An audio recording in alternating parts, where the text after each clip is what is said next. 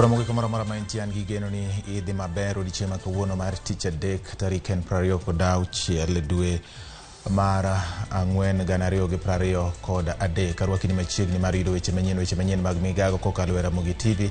Wan gima thoth ahinya mwaiko ni sani ka bende reporters magwa nitiere gwenge mopogore opogore ka giluwo achiel kachiel moko matimore gi thuloni mondo waketne ayanga ma osetimore kod mabende medo dhi nyime gi timore nyaka Ramogi. Ber koda chakruok nyaka giko mokwongo wayud thuond weche. Jatend Migago mar arita Kithure Kindiki olero jood bura mag Senate chal mar midhiero Mashaka Hola ka chenro mar manyo ringre kod reso ji odonjo odiochieng' mar 6. Manyumba inaanguka, imesinki, maji nayo hata macho pia zimezinki tu. Koth mamedo chue oketho udi mohewo 80 e gwenge mag South Mugirango, Kisii. Tend sikund sekondar mar Nyiri ma Eregi jiwo chenro mar keto ler e alwora mar skundno kaka yor geng'o tuoche.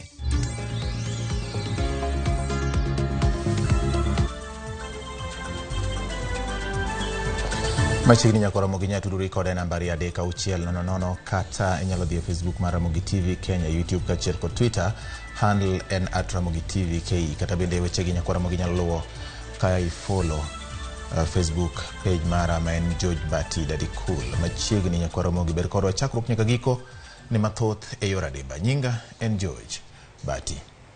Chenro mar manyo ringre kendo reso oganda e bungu kata puodho Mashaka Hola pod dhi nyime ka oganda mathoth bende medo wuok mar manyo wedegi manolal e dini magalagala ma itayo kod jayalo makocho Paul Mackenzie. Chenro mar kunyo ringre dhi nyime ka kwana ringre ji 90 nyoyudi kochopo otieno manyoro. E kinde ma chenro ni dhi nyime, apisas mag arita koro tamo jofwambo mondo mi kik donje bungu Mashaka Hola. Mabiro odiochieng' achiel tok jatend Migago mar arita Kithure Kindiki timo limbe e bunguno.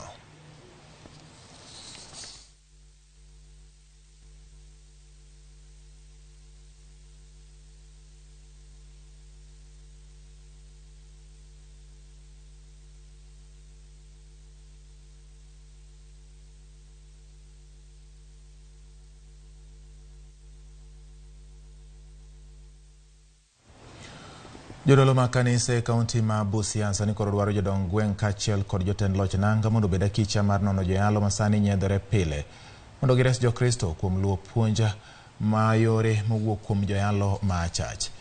Jotend kanise gi koro dwaro ni owinjore kata wach ni owinjore oket chike matayo kanise ma pacho ka gikwedo puonja mar kanisa mar Good News International ma itayo kod jayalo magalagala Paul Mackenzie ma bende itudo kod tho mar oganda mathoth. Kotelnegi kod jadolo Samuel Welimo ma en jatend riwruok mar kanise gwenge mag Imbo mar piny Kenya. Omedo wacho ni tinde maundu kaachiel kod achudhi oseloko kanise kuonde mag ohala. Wakosa kumwabudu Mungu wa kweli, kwa maana hawatajua ni nani mchungaji mzuri, ni nani mchungaji mbaya. Kwa hivyo lazima kanisa ichukue jukumu under special umbrellas, waende wahamasishe kanisa kwa jumla, kwa sababu Kenya ni nchi ambayo watu wanaabudu freely, lakini nakuja kupata kwamba kuna vikosi vingi vya ibada. Kanisa ambalo aliko chini ya umbrella linafaa lijulikane ya kwamba liko kwa umbrella. Hata ikiwa nataka kuwa registered, liwe kiko recommended na registered umbrella ambayo imejulikana na umbrella gani. Na ikiwa haiko chini ya umbrella, hilo kanisa paka likuwe lijulikane ni kanisa la linafanya kasi yake inafanyika namna gani. Umbrella ndio inaweza kuwa vetting ya kujua kwamba kitu gani kinaendelea katika kanisa fulani.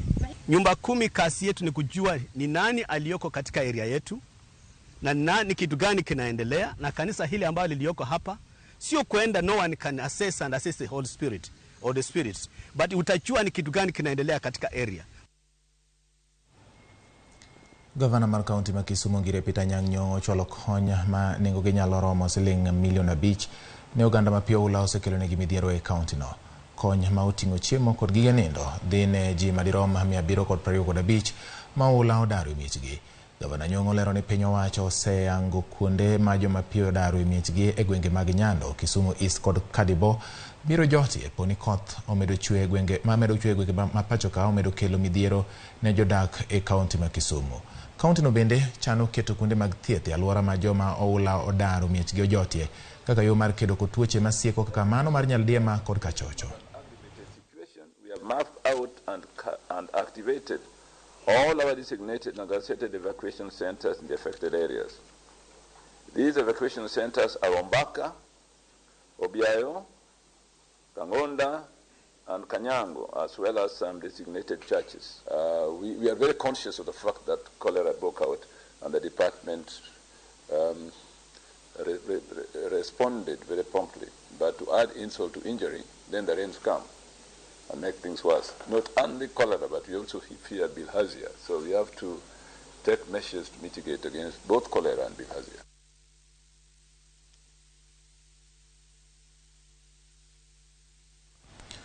Luoro mako jodak e alwora ma South Mugirango kaluwore koda sienyruok kaachiel kod okang' makoro neno e kor udi e alwora makono.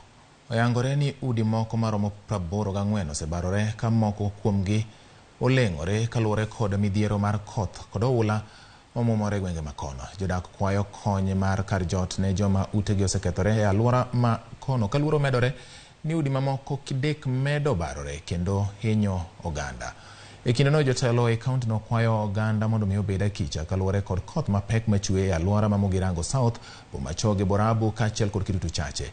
Bende jiwo jok ma gedo mondo mi onywak paro mar jolony e keto mise motegno e alworano ma siko bedo kod sienyruok mar lowo e kinde mag koth. Hata macho pia simezinki tu. Sasa tuko na watoto, tuko na wazee hapa. Shida mahindi hakuna, chakula hatuna. Sasa mimi ningeomba tu serikali tusaidie, jaribu tu ituhurumie juu tunakufa. Hatuna hata shule. Hatuna hasa mashule. Tuko na manyumba karibu 84. Zimekuwa damaged completely, yani zile ziko jini. Hata watu wa media wamekuja kusipiga picha na vitu zingine wameziona na macho. Hizi ma permanent houses zimecrack, earthquake imepita, landslide iko hapo, sote zimeanguka ziko chini. So tunaomba serikali kama kuna usaidizi tupate tent ya kujisaidia, sababu unakuta mtu wako na watoto 5, mama na baba, sometimes unakuta hata njia ya kulala kuna. So tukipata tent na mambo ya chakula hii, mtu angalie vile mtaweza kusaidia wananchi, tusukume mpaka hii muda wa mvua ifanye nini, ipite, ndio mkitafutia sisi wrong solution kama itaweza kusaidiwa.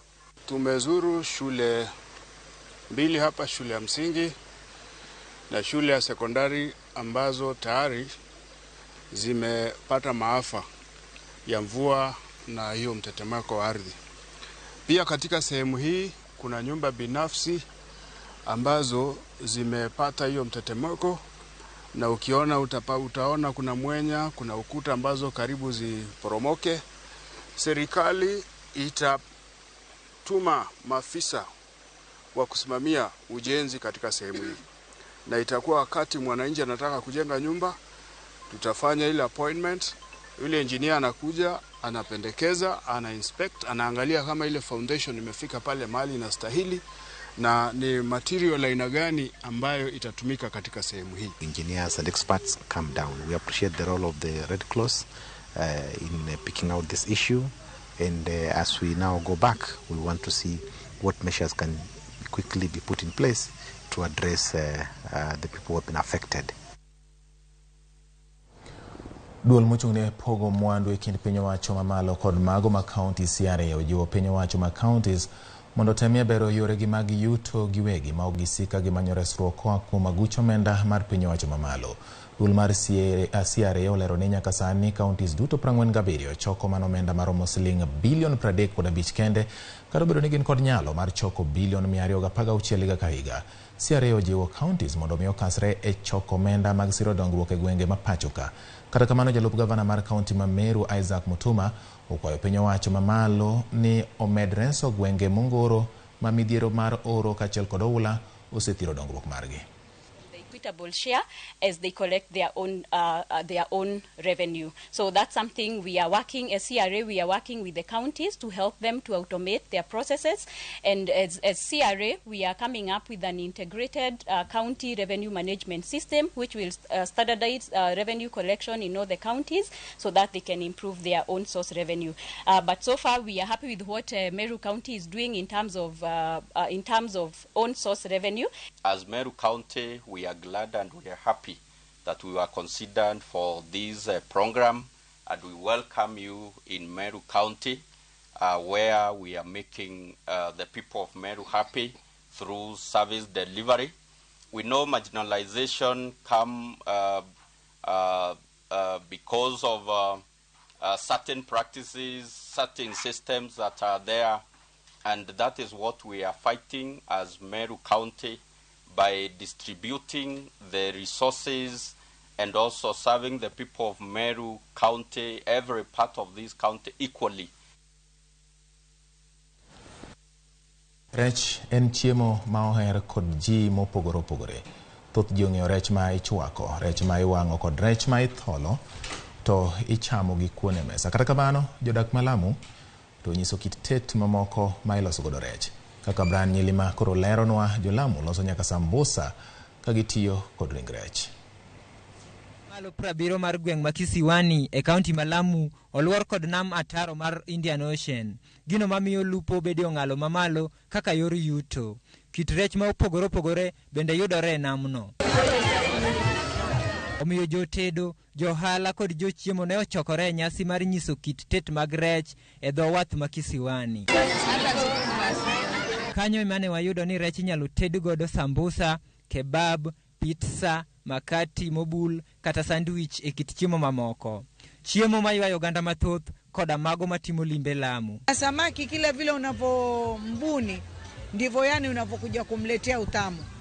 Na viungo na vifaya vya samaki ambao ukitumia wewe mwenyewe unaona raha. Siku ya Seafood Festival ni muhimu sana kwa uchumi wa Lamu na pia katika kuonesha ule upishi wa Kilamu. Tend County Malamu osingodhi nyime gi nyasi mag nyiso kit chiemo ma opogore opogore dwe ka dwe mar bero uchumi mar Lamu ma otenore gi weche mag lupo kod limbe. Samaki katika afya yetu ni kiungo muhimu sana, ni source kubwa sana, natural source ya protein, ambayo tunajua protein ni ile ya kujenga mwili. Tumeona kuwa sisi ni matajiri wa bahari na blue economy ni tajiri katika Lamu, kwa hivyo kuongeza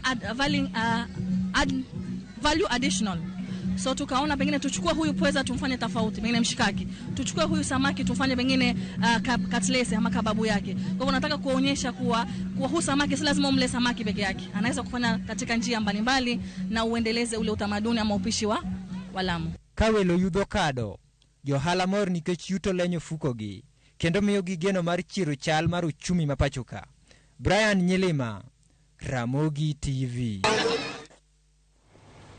Erokamano ahinya kwa Ramogi kuom keto Ramogi TV weche manyien mag Migago ka oyuyo mare mokwongo gi sani. Puonj gi pak ni ma yiero Ramogi TV thuolo ni mondo ibed gi ng'eyo kuom gik matimore e gwenge mopogore opogore. Kaka nas kwayi ni mondo mi tudi koda jomondiko na dwani kora ledhi matin ka Calvin's Ramogi is clear and I want to encourage Kenyans not to believe only in God, to believe only in God but not human beings. So wacho kamano gi Kizungu.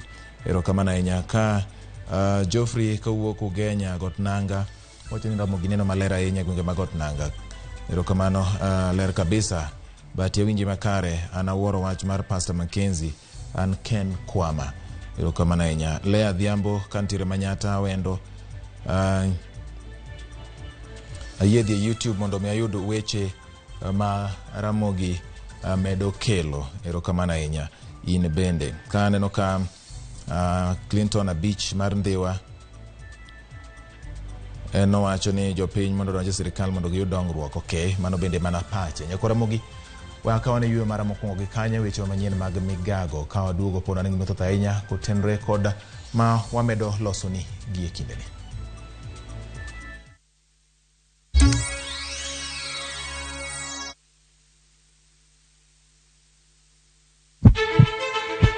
Sasa ya mawagamo muya wayudo ngima. Sasa ya mawayudo rieko wareso ngima ng'ato. Ductus arteriosus onego beni lorore, foramen oval onego beni lorore. Penj laktar kelo ng'eyo matut, gero oganda gi puonj mok inyal yudo kumoro amora mag weche thieth. Diwacho ni gima koyud chon tinyalo thiedhe ma ng'ato chang chuth kabisa. Or ote machuok gi penjo moluwore gi weche thieth. Tudri kodwa e nambani kata inyalo ywa tole nambani. Riwri kod Ruth Otieno wuok tich nyaka tich abich saa 12 odhiambo mana e Ramogi TV.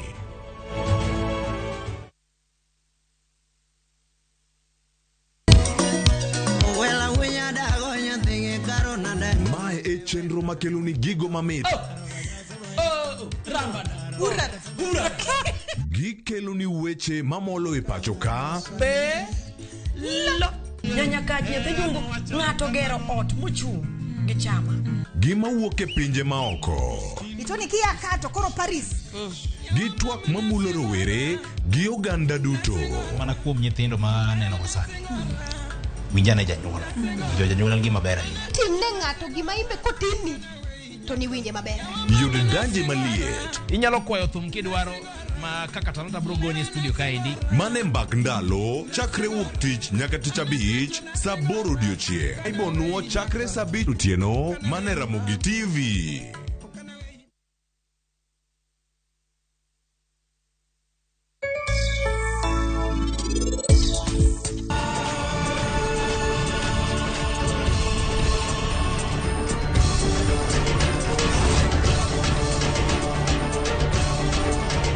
Make your mealtime more magical. Buy any participating pack. Check under the cap to get your code and stand a chance to win free food shopping for a year, plus millions in instant cash, airtime, and shopping vouchers.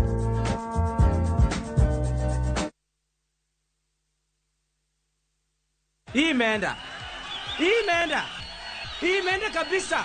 Shabiki.com nilichulia kupitia runinga ya Citizen. Nilicheza kaende jackpot nikapata mechi 12 out of 30. Hii game ya Shabiki.com ni ukweli. Hata mimi si kuamini lakini nimeamini sahi. Sasa nimepata pesa yangu. Shiriki kwa kutumia 50 bob pekee na ujipe nafasi ya kushinda 500k kwa kupredict 13 games on Shabiki.com. Cheza na Autopic kwa kutuma neno KJP kwa 29063. Hata kusipokuwa na mshindi wa all the 13 games, yule atakayepata wa juu zaidi anapewa the 500k kila wiki. Guaranteed. Cheza sasa. Not for persons under the age of 18. BCLB number 416.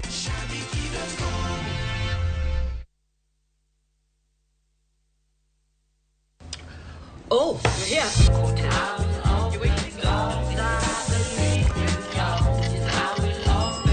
Friends becoming family. Home-cooked meal. Ice-cold Coke. That's the recipe for magic. Make your mealtime more magical. Buy any participating pack. Check under the cap to get your code and stand a chance to win free food shopping for a year, plus millions in instant cash, airtime, and shopping vouchers.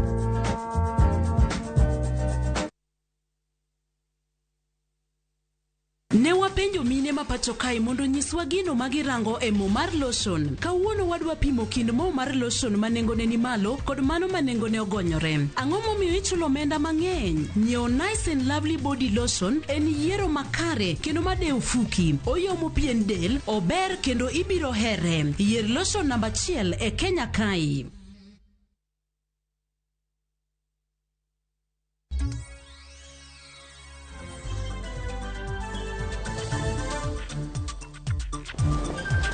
Erokamano nyako Ramogi kuom medo kete. Ramogi Tigo medo dhi nyime gi weche manyien e kindeni mar Migago. Landruok mar tuo mar malaria e kaunti ma Siaya pod ni malo gata malo 29 ma kata obedo ni piny owacho oseketo kenge mathoth mar gayo tuono. Coordinator mar malaria e kaunti ma Siaya Eunice Oreri owacho ni tuo mar malaria osebedo ka medore thuolo mar higni 5 mokalo, gima nyiso ni malaria nyoro kata pod nyoro Siaya kaka imiyo waler mar wachni kod jafumbo marwa Simfrus Okinda. Kaunti ma Siaya nyoriwore gi piny mangima e hingo odiochieng' mar tuo malaria odiochieng' manyoro ka thor mar wachiga ni en tieko chutho tuo mar malaria. Coordinator mar tuo malaria e kaunti ma Siaya Eunice Oreri wacho ni kata obedo ni landruok mar malaria ochung'e 6% kende pacho ka mangima, landruok tuo malaria pod ni malo e kaunti ma Siaya kama ochung'e 29%. Siaya is one of the counties that is contributing to high malaria prevalence in Kenya. In the lake endemic counties, prevalence also vary. But of what to note is that Siaya is the second highest in terms of malaria burden compared to the rest. Jokanyo mag thieth e kaunti ma Siaya oketo chenro mar kedo kod tuo malaria nyaka e gwenge. Malaria is treated, diagnosed and treated up to the household, starting with the community health volunteers.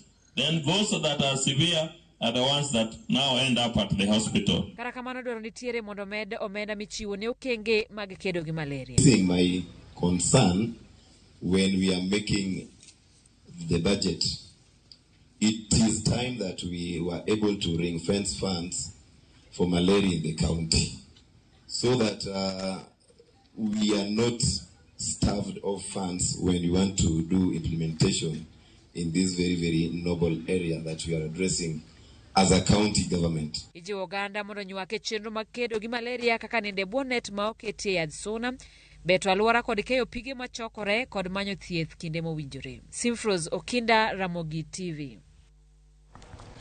Wadhi nyime yako Ramogi kwa uwoki wenge Masiaya weche mag malaria, to wadhi ane nyaka gwenge mag Taita Taveta inyaka olwore kod weche mag yedhe mag cholo thieth. Buche mag kuo mag yedhe kachiel kod mwandu mag thieth ute mag thieth mopogore opogore mag piny owacho e kaunti ma Taita Taveta osebedo ka medore.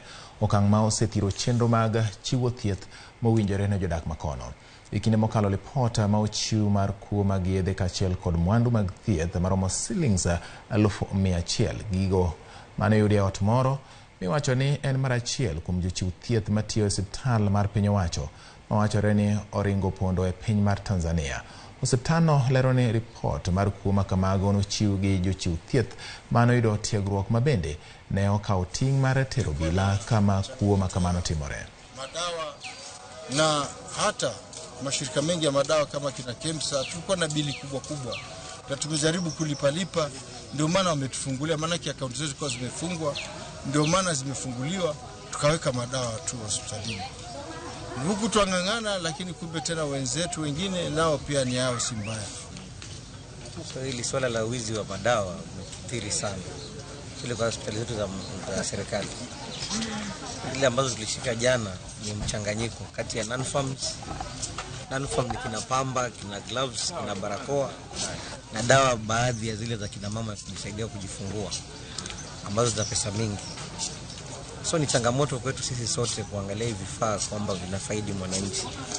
Lakini kwa sasa sisi kama hospitali tunajaribu viwezavyo kupitia county government na tuletea dawa na faidi wananchi, lakini baadhi ya wenzetu ndio bado wanaturudisha nyuma wakiiba.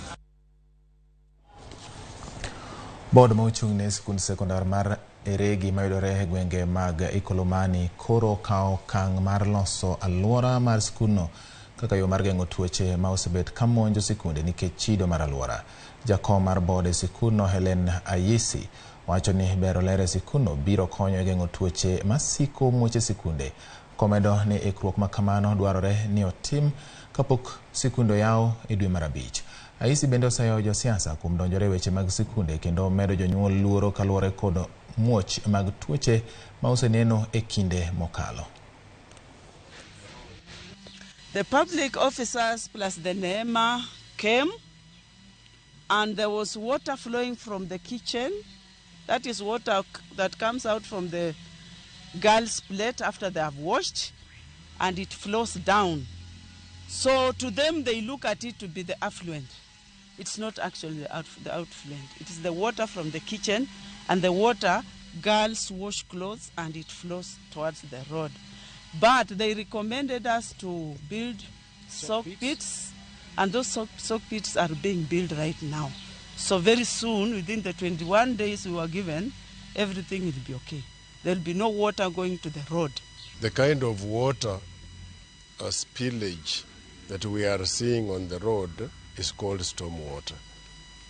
And this area is built up. Because it is built up, we need to find ways and means of harvesting that water and making sure that it's contained. As leaders, let's find solutions to the problems that schools may experience. It is very nice to condemn schools, condemn management, but as a leader, what are you doing to make sure that those issues are addressed in a positive manner? Wadhi nyime nyaka Ramogi. Piny owacho mar kaunti ma Migori oduoko piny omenda ma jotich nyalo tiyogo e yore wuoth kendo tiyo kod omenda gi e tayo chenro mopogore opogore mag kaunti seche ma kauntis koro nitiere kod pek bang' piny owacho mamalo rem mar oro omenda ne kauntis mopogore opogore. Jagoro mar piny owacho maduong' mar kaunti ma Migori kata jagoro mar piny owacho mar kaunti ma Migori Oscar Olima wacho ni sani omenda matin magiyudo kawuok kuom osuru magichoko koro gisetiyo godo e kuonde kata e riembo chenro mag piny owacho mar kaunti no ma Migori. Ne owacho ni gisetemo tero kaunti no ma Migori mbele kendo kojiwo ni jotich osechulo osara e wapsa. Thothgi nitero kata gimo iloso Kisumu. To e migochwa kaendi be wan gi garages to gi makanika ma jo Migori ka. Koro nwa chiwo chik kaka sirikal ni mondo wakung omenda wadhi tiyo gi joma jo Migori ka to gilose Migori ka to wayudo kamano ong'adonwa garama mang'eny kendo omiyo koro wan go omenda matin wanyalo timo gik mamoko kaka chulo jotije. Onge kata dwe achiel mosara oselewo kendo wachule wang' sa kendo wadhi medo timo kamano mondo mi jotich sirikal otine jopiny kaka owinjore. Wadhi nyime. Masinde 28 mag punda ma oko puodhi ne otiaye mach e kaunti ma Tana River bang' obila chokogi e bombe matindo tindo magiyudore e kaunti no. Masindego ma nengogi wachore ni ok tin ne siling milion 900 itido kod medruok mag timbe mag maundu e kaunti no ka kaunti commissioner mar obila e gwenge mayudore nyandwat mar Kenya John Otieno manotelo ne chenro mar ketho masinde mag goyo pundago owacho ni okang' mager ibiro kaw ne jogo ma oyud kod masinde machalo kod mago nikech chik ok opuodhogi kendo gimedo nyayo timbe mag maundu kuonde ma iyudogie mar jiwo ni ji obed kod chuny mar tiyo motegno moloyo keto pachgi goyo punda. Abe tunaona watoto wa shule na watoto wengine na hii group inajiita Kayole wanaenda kujificha huko na wanapiga watu geta alafu wanaenda kuwaibia watu wale either ni walevi ama watu wengine wale wako kwa barabara kwa sababu wanatafuta pesa ya kwenda kufanya hiyo gambling. Na watoto wengine wa shule pia ambao wanapaswa kuwa kwa shule wanaingia kwa hii maneno. Inakuwa ni sehemu ambapo wahalifu wanaenda wanajificha wakijifanya ya kwamba wanacheza mambo ya gambling machine ili hali wako katika hali ya kupanga uhalifu. Kwa hivyo kulingana na directives ya nakada gambling machines are illegal na hiyo ndio sababu tunazisanya zote na kuzichoma. Riwruok mar lakteche pachoka KMPDU okwero chenro mar keto migawo mar thieth e lwet ji giwegi ka gilero ni mano ok bi konyo bero sekta mar weche mag thieth e pachoka. Bende giwacho ni piny owacho ok oketo omenda maromo e migawo mar thieth, gino momiyo jotuo madhi e ute mag thieth mag piny owacho ok yud thieth e yo makare. Giseyo piny Kenya kuom keto mana omenda maromo 4.4 e migawo mar thieth mopogore kod 15 mane gisingo. Tamala Praga Beach onego bedi dhi healthcare. Tido ka igni 22 osekadho to Kenya pok otemo kata dichiel makata igani budget mar healthcare en 4.4. Manyiso ni sirikal oket pesa e healthcare to gidwa ni ji oyud thieth. Koro mano wacho ni ok nyal timore. Oyudo ka osiptende mag sirikal to gi yedhe mag thieth e sirikal idwa migi ne jok maloso profit. To ma wayudo ka kotim ma to joma dhi hinyore gin jopiny. Ni mar sama privatization obede to jopiny ok bedo gi nyalo mar yudo thieth kaka dwarore. Ngata man gi matimo profit keto private hospitals and ngata dwaro profit. It's unfortunate, and I think this has to be addressed by the Kenyan government, that in Kenya it is barely 4.4%, and there's no way universal health coverage can be achieved without adequate funding of health by governments. Privatization is not a solution. Privatization only enriches for-profit corporations. Erokamano nyako Ramogi kuom medo keto Ramogi TV. Weche wa manyien mag Migago pod dhi nyime gi sani ka mawaluo ni bende nyisi ni pod thoth ahinya.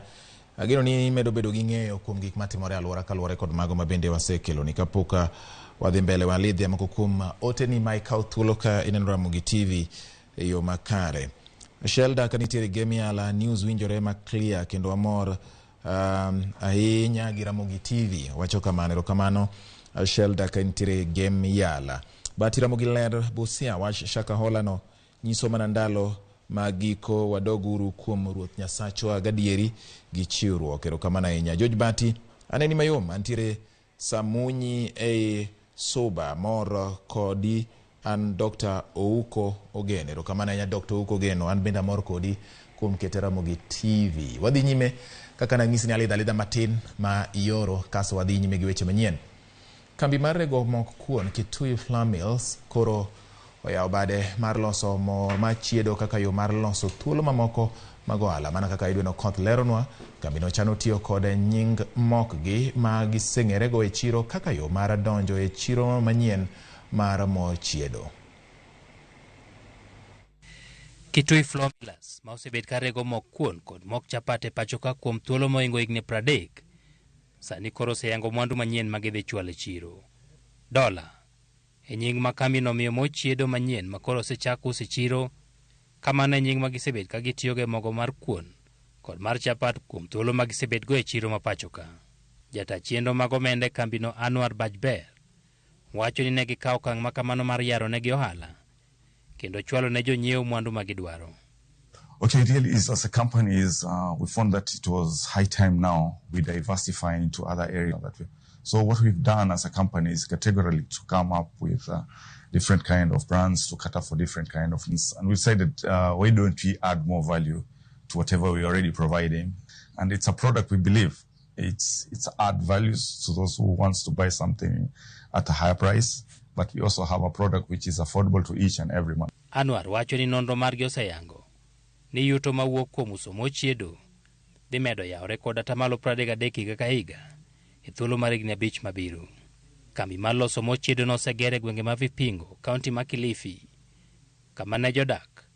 Kambi no singo ni biro yudo thuolo mag tich kaachiel kod thuolo mag ohala. It's a place whereby we thought that it's a place we will grow out, both in terms of its infrastructure, in terms of the job creation. I think the most people who are benefiting are the people who come from the Kilifi countryside. So we've played our part. We are trying as in different and many ways we can as a company, just to see how much more we can do to our brothers and sisters in this country. We kambi no mosa ya obede kuonde mopogore pachoka mag rego mok kuon kod mok chapat. Koro bende singo ne gibiro medo keto mwandu e pachoka kama gigeno ni lwasi mar keto mwandu biro medo bet maber. Nok mar mo chiedo ne okwako pachoka bang' bedo kod ng'ikruok e moko kuom mwandu ma igolo e pinje maoko higa mokalo. Okang' manomiyo nengo mwandu no idho kod mok tin 60%. Edwin Okoth, Ramogi TV, Nairobi. Erokamano nyako Ramogi. Wadhi ane motende kod weche mag jopuonje. Riwruok mar jopuonje e pachoka mar jopuonje mag primary pachoka KNUT wacho ni jopuonj mane odar kuwuok e kar gi e gwenge machiegni kod miechgi kata mano dar ka igole gwenge machiegni kod miechgi kitero e gwenge mamoko maboyo mondo mi oduoke kuonde tich machiegni kod miechgi mondo gimed bedo kod siso mar dhi nyime kod tich. Ka giwuoyo kinde yiero mar tend riwruogno e kaunti ma Isiolo, jotend NATO wacho ni jopuonjgo osekalo e midhiero mathoth e kinde mokalo. Ne gihum ni jopuonjgo kata obedo ni ne odargi to andika mar chudo margi to pod nyiso ni gintiere kuonde tich machon. Gisingo mar chwalo ywak makamano ne riwruok mar mandiko jopuonje pachoka TSC kendo neno ni jopuonjgo chulo omenda mabalang' ma owinjore. Ne ojiwo jopuonj ni obed ka chwalo ywakgi e midhiero moko kata mora mora ma gisebedo ka gikalo e kuondegi mag tich. Back to their counties. But we are also realizing that there is a challenge whereby teachers have come back to work in Isiolo County and their pay slips are still reflecting where they were initial teaching, either in Samburu or Marsabit. We have also realized that this year, over 30,000 teachers have been employed to teach in primary schools, secondary schools, and this is because of GSCC. I'm sure we are also undergoing different trainings in order to be able to cope with the changes. Odhi nyime, jaod bura ma Luanda Dick Maungu ne otayo nyasi mar chako gedo mar skunde tiegruok mokwongo e gwenge ma kono. Sikunno ibiro ger e gwenge mag Emululu e ward ma Muibona. Maungu bende olero ni ka weche odhi mapiyo to sikunno biro chako bedo gi jopuonjre higa manyien dwe mar 9. Jaod burano bende okwayo joma otelo ne gedo mar sikunno mondo omi ochiw tich ne rowere ma odak e gwenge ma kono. Jaod bura ma Muibona Zakayo Manyasa okwayo jodak mondo mi kik us lopegi kendo gilos gi ne gedo mag sikunno kaachiel kod nyithindo mabiro donjo e kar tiegruogno.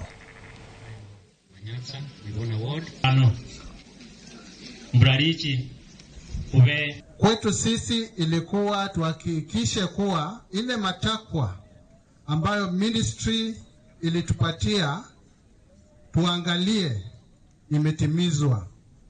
Kwanza minimum of 5 acres.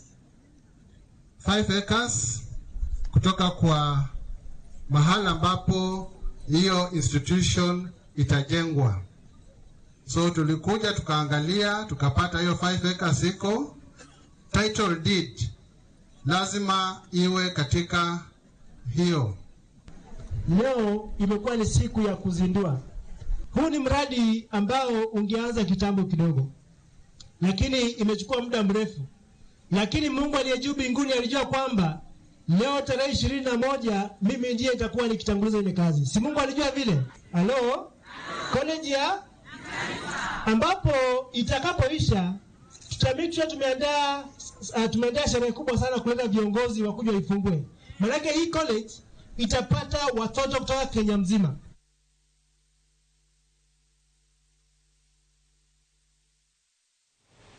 Odhi nyime nyakura Ramogi governors ma counties nyocha nobuogo ng'anyo e thuolo mar ndalo 12 mabiro ewi leo mar omenda mawuok e piny owacho mamalo. Jopiny wacho ang'o ewi chenro ma kamano? Ne wagwelo pachgi e yo machalo kama.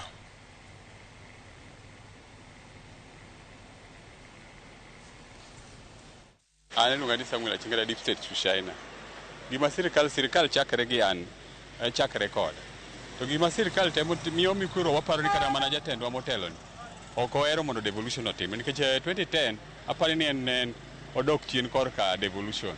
To king'iyo kata mana kaka noyiero cabinet part of CS by devolution onge. Koro miyo waluoro ni kare ok odwa timore nade. En oyuak crocodile tears. Ok odwa ni mondo dhirango devolution obed mbele. Koro sani ka koro pesa wacho ni pesa add value to life. En ok odwa kelo pesa piny. Mateni ok odich gi maisha ma jopiny. Kare bottom ups ni en ang'o? Koso bottom ups koro en malo kune ma koro bottom sayo. We understand ni kare bottom up no oyuyo waka to tero malo. Ere kaka dako kelno pesa ka mondo at least wambe wa enjoy a devolution. Ma nyiso wa malong'o ni ok ohero jopiny. Gierre kende gi giwegi. Mano gimomiyo ok wamor gi sirikande ni. Ko nyalo dok chien to well and good. Mano omiyo issues mane giwacho ni gi address gichak gi mambo mar devolution. Mondo wang'e ka devolution dhi mbele mondo jopiny owinj maber. Ok ni kiang'o a bottom up to kiang'o hasla. Koro hasla gine ma giwinjo maber. An ok amor gi sirikal ni kata dichiel. Nyinga iluonga ni Gilbert Otieno, aja Kisumo, aja Kajulu. To gika government malo odagi release pesa mondo konyo county wan kaka jopiny wawinjo matek. Ngechedo ni wan gi jowa moko matie county mondo chulo sara ma nigi nyaka nyithindo madhi skul. Koro nyithindo gi ok nyadhi skul nikech ok chul joma tiyo kanyo pesa. Kaka sani puro, jonyuol sani dwaro pesa monyalo purgo kata cham, oyaw kata wala. Osuru gisolo ka e county kaka mtokni parking mag mtokni solo osuru. Tido ni magi te dhi malo kucho to government mamalo ok dwa release pesa. Koro wakwani government mamalo kaka ne katiba nomiwa counties gigol ma pesa mondo kony jopiny. Kech mai koro ber mwanya neno kuom sirikal. Sirikal mamalo otamowa koro county e sirikandwa. Omiyo wakwayo Kenya Kwanza release pesa no ndala paka ng'un modonge counties ok be move. Nyinga iluongo ni Wycliffe Olagotieno jadak ma Kisumo ka. Waneno ka nitie nok mar pesa county kendo gichiwo ndala 14 kende mondo olor county. Waneno ni ma en gima dhi hinyo kaka japiny kendo sama olor county ochumi dhi medo ridore kabisa. Kendo wan kaka joma ong'iyo yuto mapile ka pile wadek chandore. Omiyo wakwayo sirikal mamalo mondo kel pesa county duto mondo ngima ofuongre. Sani koth nosechako chwe ngima osechako yawore, to kapo ni kaunti ochako dok kendo gi ng'anyo kachakore gi ng'anyo mar Azimio, to piny nyalo ridore kabisa. Omiyo okwayo sirikal okel pesa mondo piny ofuongre, mondo jopiny bende oyud thuolo mar loko ohendnigi kaka pile. Iluonga ni Joseph Omondi, nyinga mang'era go e chuny boma ma Kisumo ka iluonga na Balawanga, the deep state Shushaina. Wase nyaka ne wami sirikal mar Kenya Kwanza loch. Gik moko osebedo matek makata county pesa pok odonjo, to wakia nang'o matimre, oshuru ichoko pesa ok donj. Sani governors osemiyo sirikal mar Kenya Kwanza ndalo 14 ma kok otimre kamano to giwacho ni giketo tools megi mek tich piny. Kaka japiny an Joseph Omondi Abalawanga ma Kisumo, awacho ni gima governors wacho no en gima ber, nikech sirikal mar Kenya Kwanza nowacho ni biro kelo pesa matiyo makonyo japiny e county ka county. Koro wan gimomiyo waneno kata king'iyo osuptal bathe ka osuptal daktache ok ti, to wan jopiny wan mwahinyre, to noketwa gi singo mang'eny modhuro mok nyal timre. Kata ka jatendwa masani mar Kenya Kwanza pod kuonde modhiye eno campaign kar mondo oti ne jopiny. Kenya Kwanza obed piny okelni counties pesa mondo Kenya oran, to mano kok kamano to wan wajoin county government giket tools piny mondo pesa wuog malo obi piny mondo tin go japiny. Ero kamano.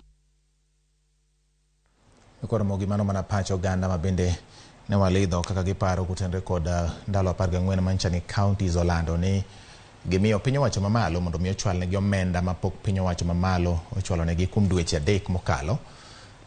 Makao kamano to en mana ni gijwang'o weche mag tich e counties. Jochiw thieth maromo 700 e kaunti ma Kiambu omed rang'iny mar tich ka tend county no osingo mar tiyo makare gi omenda mag tich e bero ngima jo county. Ma karo bedo ni piny owacho pod rito pok margi mar omenda kowuok e piny owacho mamalo, gima tend counties wacho ni kidek ng'iko chenro mag counties. Oganda mawuok e Kiambu chiwo puoch gi pak ne gavana kuom dewo jochiw thieth. Gavana no bende osingo tiyo maber gi omenda mag piny owacho ma county ma Kiambu e neno ni ober ngima jodak makono.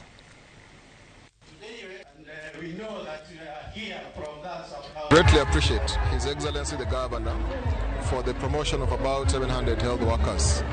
This is a great milestone for us as health workers in this Kiambu County. We know that the county administration of under Dr. Wamatangi inherited a very fragmented workforce. But we have great hope in him that we are at an inflection point and things are going to change for the better. Ametuelezea saa hii ni kusema wanafanya procurement na zile vitu zote haziko, na tunagojea na tuko na hope because ni yeye ndiye executive wa county na amesema vitu zitakuja, so I know he'll do to what he has promised. We are up to date with all the payments, and we have ensured that all our people are going to continue giving services. And like I've said, what we have done is to ensure that we are saving every penny that we have to serve the people of Kiambu. Not that we have extra money, but we are not misusing the money that we have. We have decided that we are going to be responsible in how we use public resources.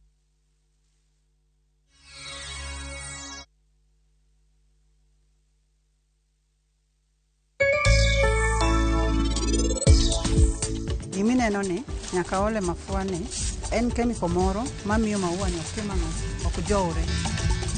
The difference in temperature between that cold stone and this one, that one is around 7.8 and this one is around 3.9 to 4.8. Locally we don't sell as cuttings, tuna sell like plants, tuna potted plants.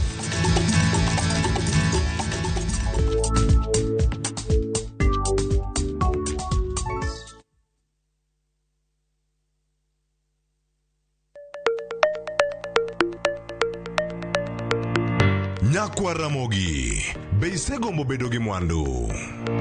Wanyiew gikwa mondo eka wager. Kikideu, e chenro mar ohala gi mwandu, Ramogi TV koro kelo ni puonj makare kaka inyalo timo ohala malokre mwandu. Ting'en ni goyo ohala gi rito mwandu gin weche ariyo mopogore. Tich ang'wen ka tich ang'wen, saa 1:45 mar otieno, ka ikelo ni kod Lydia Okeyo. Kik bai.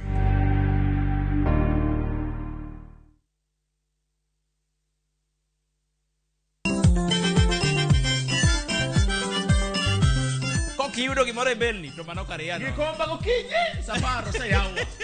Palamino chienga tandora mojonya.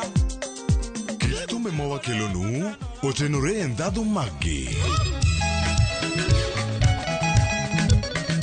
Kae kama chokruok nitie. Orchestra Super Hakiaki. Kidola Kabari. Wabiro. Chakre Orutu, nyaka Wangla, nyaka Benga, Budho mara Tiporiti. Michael Onigi DJ Kolo kod instrumental, kod Ninja the Entertainer. Ramogi Night, Teacher Beach ka Teacher Beach, Sang'wen Otieno.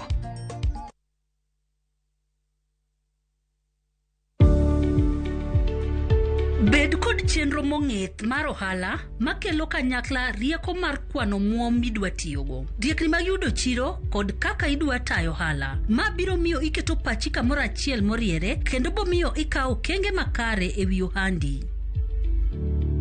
As a woman in business, let KCB fire up your female-led and made enterprise, KCB Flame. To find out more, call 0711 087 000 and visit us at any KCB branch countrywide.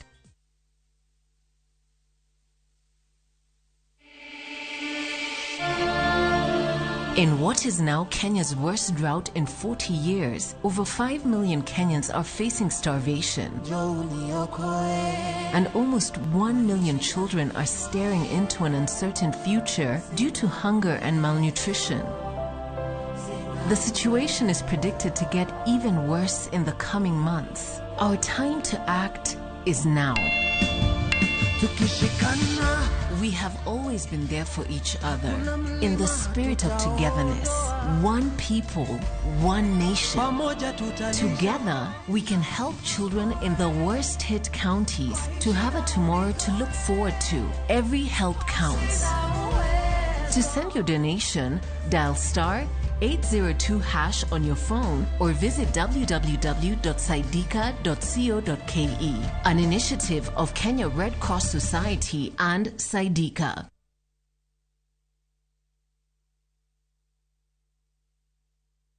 Ne wapenjo mine ma pacho kae mondo nyiswa gino magirango e mo mar lotion. Kawuono wadwa pimo kind mo mar lotion manengone ni malo kod mano manengone ogonyore. Ang'o momiyo ichulo omenda mang'eny? Nyiewo Nice and Lovely Body Lotion en yiero makare kendo madeo fuki. Oyomo pien del, ober kendo ibiro here. Yier lotion namba 1 e Kenya kae.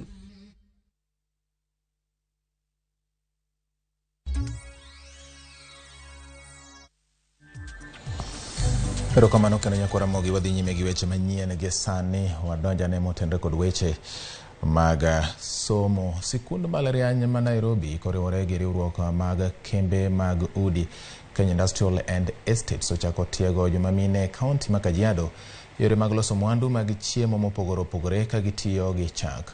Puonjno ma ichiwo kokalo kuom riwruok mar Masai Women Dairy Cooperative geto mar neno ni joma minego obero yuto margi kwa kuom chak mag jamni ma giyudo. Tiegruok ma kamano biro riwo yore manyasani mag timo pith mag jamni kaka yo mar neno ni joma mine otimo pith mag dhok magolo chak mang'eny kendo bugo yuto margi.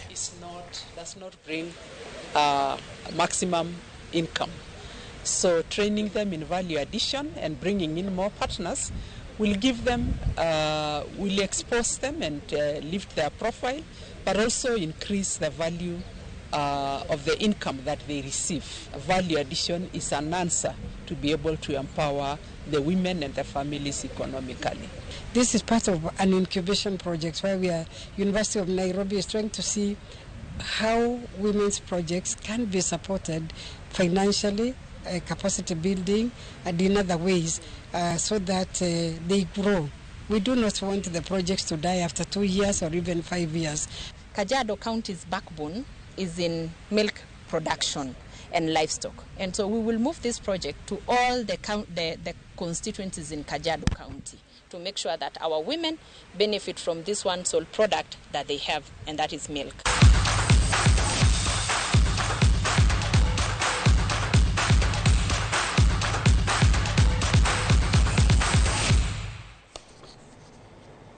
Wadhi nyime koro donjo weche mag tuke. Nyakwa Ramogi, japuonj maduong' mar klab mar Gor Mahia